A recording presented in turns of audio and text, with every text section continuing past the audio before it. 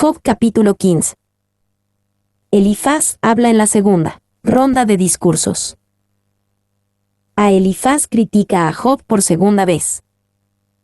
1:1-6, la respuesta y acusación de Elifaz. Respondió Elifaz temanita, y dijo: ¿Proferirá el sabio vana sabiduría, y llenará su vientre de viento solano?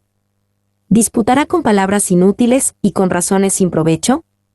Tú también disipas el temor, y menoscabas la oración delante de Dios. Porque tu boca declaró tu iniquidad, pues has escogido el hablar de los astutos. Tu boca te condenará, y no yo, y tus labios testificarán contra ti. Proferirá el sabio vana sabiduría. A Elifaz no le impresionó la elocuente dependencia de Job en Dios como se expresó en los capítulos anteriores. Respondió con una fuerte reprimenda a Job, acusándolo de vana sabiduría, de palabras inútiles, y de disipar el temor. Y, a medida que Job se vuelve más vehemente, sus amigos se vuelven más severos. Al principio, Elifaz fue amable y cortés, Job 4:2. Ahora su cortesía disminuye y acusa sin rodeos a Job de locura e impiedad. Andersen. 2. A medida que la discusión se vuelve más acalorada, también se vuelve más áspera. En sus primeras líneas, Elifaz acusó a Job de eructar un viento caliente de palabras inútiles, sneak. La palabra traducida a su vientre es literalmente, barriga, av. La intrigante posibilidad surge del uso del verbo piel, llenar, como privativo. Esto invertiría el significado de vacío, que se adapta al contexto. Elifaz se ha vuelto grosero. Los discursos de Job son una excreción de viento del vientre. Andersen. B. Y con razones sin provecho, Elifaz buscaba desanimar a Job de su autodefensa. No estás haciendo ningún bien, Job. No te estamos escuchando. No nos estás persuadiendo. C. Y menoscabas la oración delante de Dios. Elifaz se equivocaba en su juicio sobre Job. Aunque Elifaz no podía ver la vida de oración secreta de Job, era un hombre piadoso y de oración como lo demuestra Job 1. Y, sin embargo, ciertamente algunas personas menoscaban la oración delante de Dios. Spurgeon consideró formas en que algunos hacen esto. Algunos menoscaban la oración delante de Dios porque no oran con frecuencia o regularidad. Algunos menoscaban la oración delante de Dios porque no preparan su corazón adecuadamente para orar. No consideran a quien le están orando, la forma en que deben hacer su oración, que son pecadores, que deben pedirle a Dios y ser agradecidos por lo que Él ha hecho en el pasado. Algunos menoscaban la oración delante de Dios porque oran de una manera tan formal y estricta que en realidad nunca abren su corazón ante Dios. Algunos menoscaban la oración delante de Dios porque oran con poca fe y mucha incredulidad. D. Tu boca te condenará, y no yo. Elifaz insistía en que Job también se estaba condenando más a sí mismo cada vez que hablaba. Esto se debe a que, desde la perspectiva de los amigos de Job, las únicas palabras que Job debería pronunciar son palabras de humilde arrepentimiento por el pecado que lo puso en esta posición. 2:7-13. Elifaz acusa a Job de falta de entendimiento. ¿Naciste tú primero que Adán? ¿O fuiste formado antes que los collados?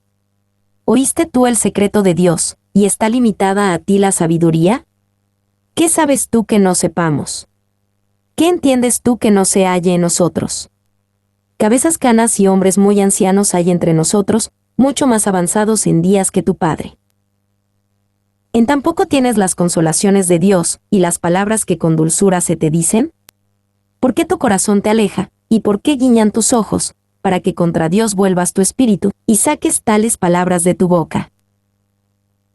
¿O fuiste formado antes que los collados? Elifaz argumentó de manera similar a como lo hizo Dios más tarde con Job en los capítulos 38 y 39. Ambos apelaron a Job para que considerara que no sabía tanto como pensaba. Sin embargo, lo que Elifaz pensaba que Job no sabía era completamente diferente de lo que Dios sabía que Job no sabía. D. ¿Qué sabes tú que no sepamos? Job no podía afirmar haber nacido primero que Adán, tampoco podía afirmar haber sido formado antes que los collados, ni afirmar que había escuchado el secreto de Dios. Sin embargo, Job podía afirmar correctamente que sabía más que sus amigos en su situación. Ellos sabían que Job era un pecador particular y notorio que necesitaba arrepentirse. Job sabía que no lo era, y que debía haber alguna otra razón para su crisis. Y, así continúa burlándose de Job, y acusándolo de arrogancia insolente, como si se hubiera tomado a sí mismo como parte del consejo de gabinete de Dios, y así hubiera sabido más de su mente que cualquier otro. 2. Los cargos no son merecidos. Job no ha hecho afirmaciones tan exageradas. Solo había afirmado ser tan inteligente como sus amigos, Job 12:3, no tener el monopolio del conocimiento, Job 15:8. Andersen. C. En tampoco tienes las consolaciones de Dios. Es importante recordar que Elifaz consideraba las consolaciones de Dios como el consejo de él y sus amigos. Suponía que si Job rechazaba su consejo, estaba rechazando las consolaciones de Dios. Por lo tanto, pensaba que Job había vuelto su espíritu contra Dios. Y, por muy equivocado que Elifaz haya estado en referencia a Job y en referencia a él, sus comentarios fueron groseramente injustos. Sin embargo, muchos de ellos son correctos en sí mismos, y pueden aplicarse de manera útil a nuestros propios corazones. Dado que Elifaz, en este versículo, no enseña ninguna doctrina, sino que solo hace dos preguntas penetrantes, no puede engañarnos, pero puede hacernos un buen servicio. Spurgeon. 2. Spurgeon sugirió cuáles son algunas de las consolaciones de Dios que algunos consideran tan poco y son descuidadas, o rechazadas. Las consolaciones de Dios son aplicadas por el Espíritu Santo, que es el Consolador. Jesús es la substancia de estas consolaciones, pues Él es llamado el consuelo de Israel, Lucas 2:25. Las consolaciones de Dios tratan con nuestro problema del pecado, su culpa, su mancha y su poder. Las consolaciones de Dios nos aseguran un corazón y una naturaleza nuevos. Las consolaciones de Dios revelan un motivo de dolor que permanece. Las consolaciones de Dios nos muestran a aquel que sufre con nosotros, Jesucristo. Las consolaciones de Dios nos compensan de todas las pruebas y sufrimientos.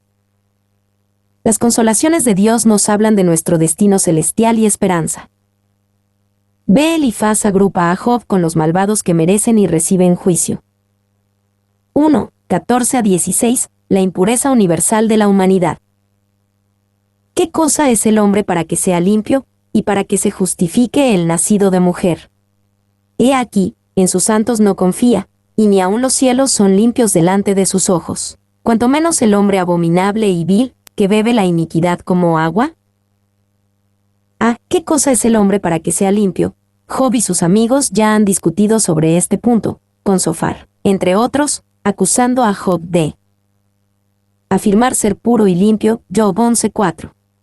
Las propias admisiones de pecado de Job no han significado nada para persuadir a sus amigos de que no solo es un pecador en un sentido general, sino que también debe serlo en un sentido particular y perverso.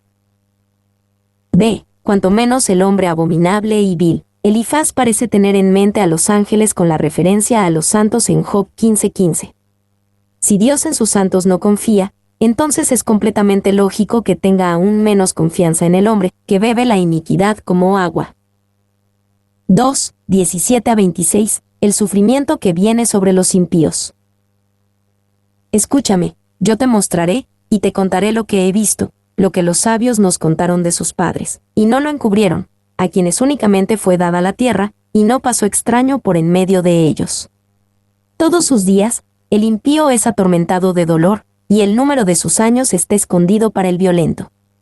Estruendos espantosos hay en sus oídos, en la prosperidad del asolador vendrá sobre él.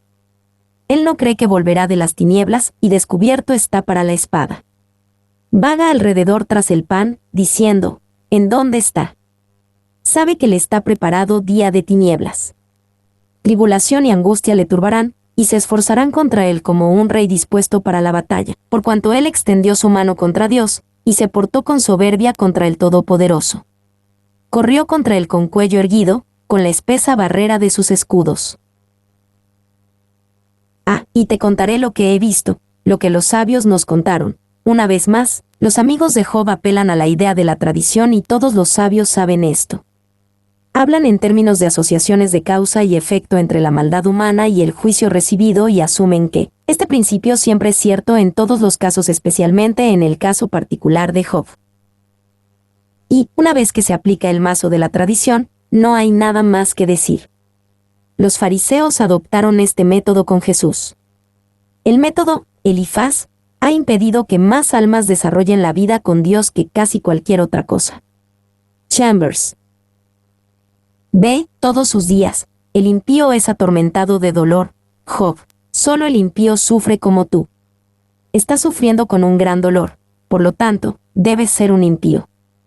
Cuanto antes confieses esto y te arrepientas, mejor será para ti.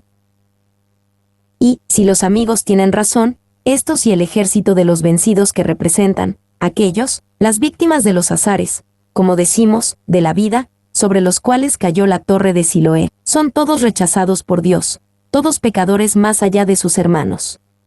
Y detrás de estos, está la forma de uno, que fue despreciado y desechado entre los hombres, un varón de dolores y experimentado en quebranto, de quien nosotros, sus semejantes, que estábamos alrededor de su cruz nos escondimos, él fue menospreciado y no lo estimamos.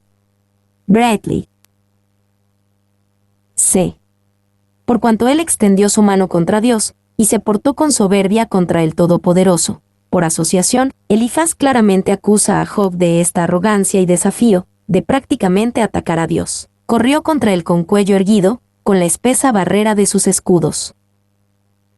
Y, si Elifaz hubiera sido sabio, habría visto lo que quería decir Job. Job se enfrenta a algo que no veo. No entiendo su problema, pero lo trataré con respeto. En lugar de eso, dijo, según mi creencia tradicional, eres un hipócrita, Job. Chambers. 2. Aquí no hay ternura. La filosofía de la vida se expresa totalmente en el lado negativo, y era imposible que Job malinterpretara el significado. Morgan. 3. 27 a 35. La certeza del juicio de Dios contra los malvados.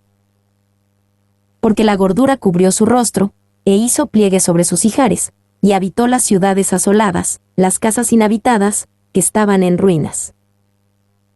No prosperará, ni durarán sus riquezas, ni extenderá por la tierra su hermosura. No escapará de las tinieblas, la llama secará sus ramas, y con el aliento de su boca perecerá. No confíe el iluso en la vanidad, porque ella será su recompensa. Él será cortado antes de su tiempo, y sus renuevos no reverdecerán. Perderá su agraz como la vid, y derramará su flor como el olivo. Porque la congregación de los impíos será asolada, y fuego consumirá las tiendas de soborno. Concibieron dolor, dieron a luz iniquidad, y en sus entrañas traman engaño. Porque la gordura cubrió su rostro, y habitó las ciudades asoladas. Elifaz explicó poéticamente que los malvados pueden parecer tener éxito por un tiempo, como lo hizo Job, pero su éxito es solo una ilusión. En realidad, están solos, son pobres y están en tinieblas, una descripción fiel del estado actual de Job. Y, ser gordo en ese mundo no era objetable. Era la prueba de la prosperidad. Aquí Elifaz estaba admitiendo que los impíos prosperan, pero como dijo en Job 15:29, su riqueza no perdurará. Sneak. 2. Había sabiduría en la descripción de Elifaz de los impíos y su destino. El problema era que no se aplicaban a Job y su situación. Aparte del hecho de que estas palabras no encajaban en el caso de Job, constituyen una magnífica descripción de la indecible insensatez del hombre que se rebela. Morgan. B. Concibieron dolor, dieron a luz iniquidad. De esta manera indirecta, Elifaz acusa a Job de todo tipo de pecado, incluyendo hipocresía, soborno, causar problemas y mentir. Y era difícil convencer a Job, y es difícil convencernos a nosotros, de que esa vida justa y obediente se había basado en la culpa y la hipocresía, que toda esta miseria era la recompensa bien merecida y bien medida de una vida que fue una mentira. Bradley. 2. A medida que la discusión se profundiza, vemos a los tres amigos cada vez más convencidos de que Job es su peor enemigo y de que sus pruebas son totalmente de su propia creación. 3. Pobre Job. ¿Con qué lucha de aflicción tuvo que lidiar? Su cuerpo desgastado y torturado por una enfermedad dolorosa, su mente acosada por Satanás, y su corazón atormentado por la crueldad y las falsas acusaciones de sus amigos. No es de extrañar que estuviera muy agitado, a menudo distraído y, a veces, incluso desprevenido. Sin embargo, todos sus enemigos estaban encadenados, y más allá de esa cadena no podían ir. Dios era su protector invisible, y no permitió que su fiel siervo fuera muy conmovido. Clarke.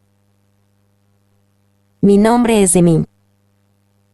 Soy tu asistente personal.